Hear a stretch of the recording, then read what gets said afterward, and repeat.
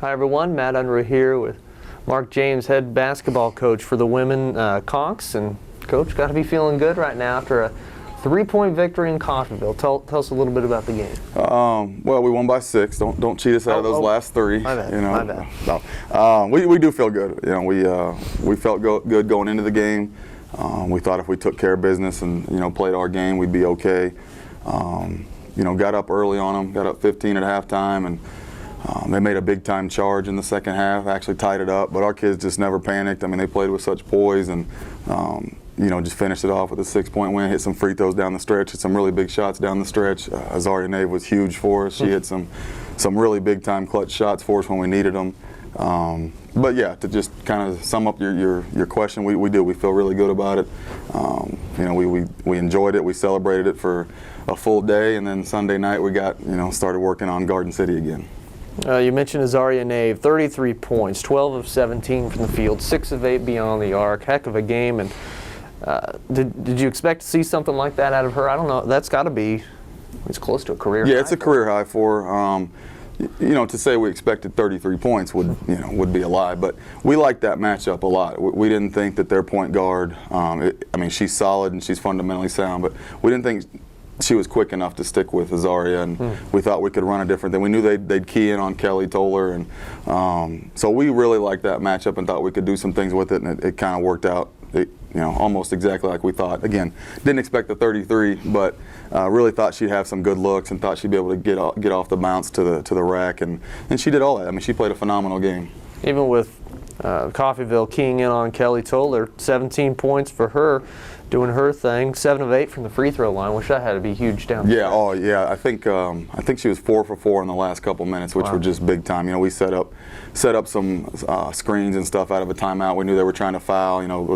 The clock was winding down in the game. There wasn't a whole lot of time left, so we knew they were going to try to foul and that stuff. So we really wanted to make sure Kelly got the ball, and because we knew she'd be clutch for us. And like you said, she still got her 17 points. They keyed in on her. They tried to face guard her, tried to prevent her from getting the ball, but she doesn't need much room. So if you get her open at all, she's letting it fly. And she came down. She kind of set the tone early.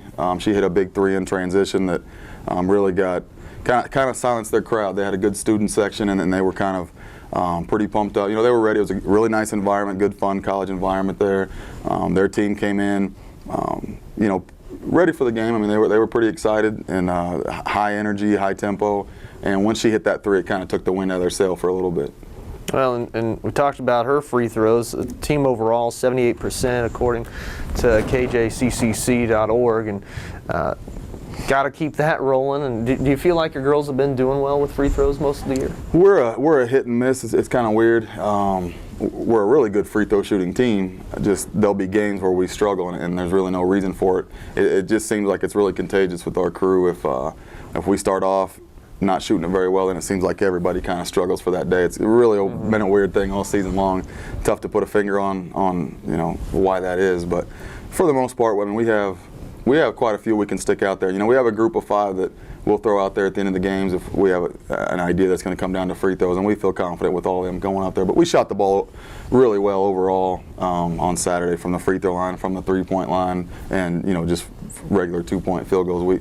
We missed some layups early. We missed a couple late that were key misses. I mean, they kind of kept Coffeyville in the game. But other than that, offensively we had everything clicking. Matt Unruh with Mark James, head women's basketball coach for the Lady Conchs after their playoff victory in the Region 6 tournament at Coffeyville, a team that they faced off in exhibition earlier in the season. Had to feel good about, just the West versus East this year. As we talked about last week, it just seems like the West is a little bit better, and even though you guys set as a 14 seed taking on the 3 seed, what was the confidence level going into the game on Saturday? We were an extremely confident team. I don't know that Coffeyville was overconfident, but just kind of in the warm-ups we had a sense that they weren't taking us quite as seriously as we were them, and I could be wrong about that. I hate to pick on those kids. They did play well and they played extremely hard as well, but our kids just had a focus to them that I hadn't seen in a while. I mean, coming in and warm-ups, there wasn't a whole lot of talking. There wasn't a whole. I mean, there was a lot of encouraging, a lot of game speed type stuff, and there was just a sense about them that they weren't going to let the moment get to them. They weren't going to let the environment get to them. And Coffeyville's a really good basketball team. I mean, there's no question we went in and beat a really good basketball team, but we just had a sense of confidence that we believed we were going to win. It wasn't one of those situations where we came in and kind of hoped we would and wasn't sure if we could get it done. We knew we could win the game and probably should win the game if we played our best basketball, and we did that. Coach James, talk about the defense on the night. You held Coffeyville to about 40%, held them to 1 of 7 from three-point land. How are your girls defensively in that 6-point victory? We played really well. I mean, and they have some kids they have some big kids that are they're so tough. I mean, they're a load. And the first half, we really keyed in on number 5, Chelsea Keys. She's an all-conference player. She was a freshman of the year last year in the East.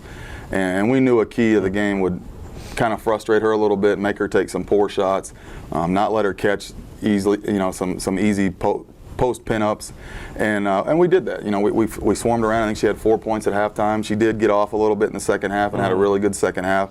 But at that point, we were taking away some other things, and she hit some shots. I mean, there was some things we would live with. We said if she hits something from the outside, we'll take that. I mean, she's a 6-foot kid that's really long, and her game is that kind of mid-range to down on the block game. So if she wanted to come out and hit a few threes, we were going to let her shoot that. And to her credit, she hit a couple. She hit one with Keisha's hand right in her face, and when they're going to do that, you just turn around and go down and score, focus on your end of it. You're going to live with that. She's not going to hit too many of those.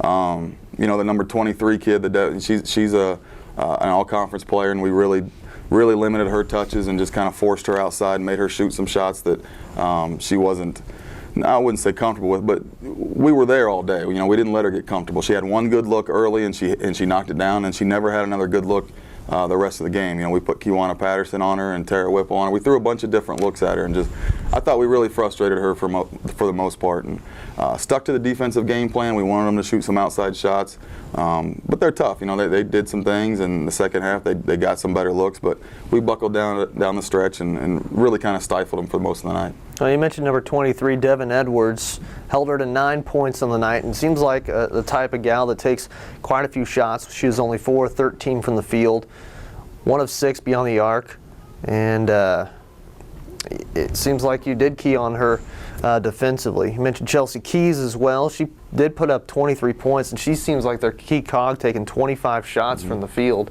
going 11 of 25. Seems like this Coffeyville team runs through 2 or 3 different girls for offense. They do. I mean, they had the Edwards kid is really the only 3-point shooter that they have.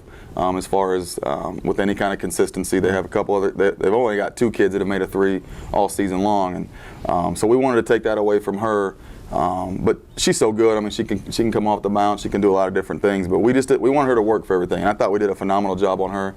The Keys kid is she's a special talent. So to hold her to 4 points in the first half, we felt like we did a phenomenal job. And like I said, second half, she put up a lot of shots. So I mean, she got some points, but she took a lot of shots to get there. So we were okay with that. You're not going to hold those kids down. Somebody has to score. We're not going to pitch a shutout. We're not Gary Thomas and that defense. We're not going to come out and shut anybody down and hold them scoreless. As far as my knowledge, that's never happened in college basketball. So, but we did a really good job of just swarming and being there. We arrived on the catch. We didn't give them anything easy. Just really pleased with the overall effort defensively. Have to be feeling confident, Coach. Your girls have to be feeling confident. I think won 3 of your last 4 games, and then you play one of the teams that you've beat the past couple of weeks in Garden City at Koch Arena. What's the feeling going into tomorrow's game? This being filmed on March the 4th. How do you feel about your matchup against Garden City? We feel good about it again, and we felt good about it going into the game at Garden. There's just something about this group of kids right now that they're just so locked in and focused on what we're trying to do, and they're fun to coach right now. Kind of my job the next couple of days. We don't have to do a ton of preparation for Garden. I mean, we watched what they did on Saturday, and it's pretty much what they did against us the first 2 times. They're not changing anything up, nor should they. I mean, they're a really good basketball team. They shouldn't change too many things up. So our big thing right now is we got to keep our kids focused. We're not overly concerned on what Garden City's going to do. We just want to make sure our kids don't come in too confident, knowing that we just won a game. Yeah. I hope they don't. I know they don't, but we need to keep them from coming in believing that it's going to be an easy game. And we just beat them a week and a half ago. Should win this one again. try to get those attitudes out of their head, and I think so far, I think they're really focused. I really do. I know Garden will give us their best effort, and they'll come in and more than likely they'll be focused because we did beat them. So I think they'll have a renewed sense of urgency and kind of refocused, and we welcome that challenge.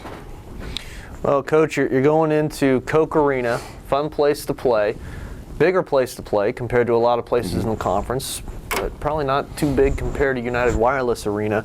And hopefully we can get some fans there for, I guess we'll play Wednesday night, tomorrow evening at 5 o'clock. You can get off work a little early, make the 2.5-hour trip to Wichita, head to Koch Arena, Dodge City, Garden City, rivalry game, second round of Region 6 tournament, and could really use some support from the fans. We could. All year long we've really appreciated the support we have. We have a really likable group of kids that I think they represent this institution really well. From 1 down to 12, I think they're really fun to watch. It's a fun brand of basketball. We get up and down a little bit. We take some questionable shots, but we score a lot of points that were pretty fun to watch. So yeah, it'd be nice to fill that arena a little bit with, right down the street with the rivalry game. I'm not sure when the last time, Dodge City had made it to the quarterfinals and gotten to Wichita. So should be a little bit of excitement there. I understand it's the middle of the week and kind of tough to get there by 5, but I know Coach Campbell will be there, and we'll take all the support we can get at this point. Well, and if you can't make it, tune in to 1550 AM The Sports Hound, or if you're not in range of our AM signal, tune in online, conchsports.com, play-by-play with Damon Post and Austin Ditches, I believe, tomorrow night. That'd be Wednesday, March the 5th, Conchs versus Garden. Coach, anything else you'd like to add? We have a couple of individual awards that came out yesterday, late in the evening. Kelly Toller and Keisha Buckner were both nominated and received enough votes to make it to the all-conference team. So very proud of those two. Felt like we had a couple more that were probably pretty close to getting on, but extremely proud of them. All their hard work they put into this institution for the last 2 years. I hope they feel like it's paid off.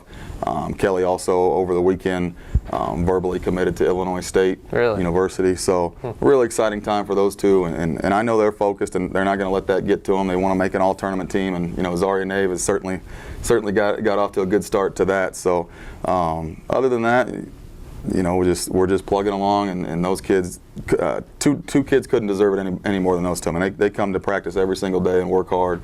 They lead by example. Just really set a good example in a foundation for sophomore classes down the road. Congratulations to those two gals, and congratulations to you, Coach. Good luck the rest of the way. We appreciate it. Thank you very much. Thanks for tuning in, folks, to Dodge City Community College Broadcasting.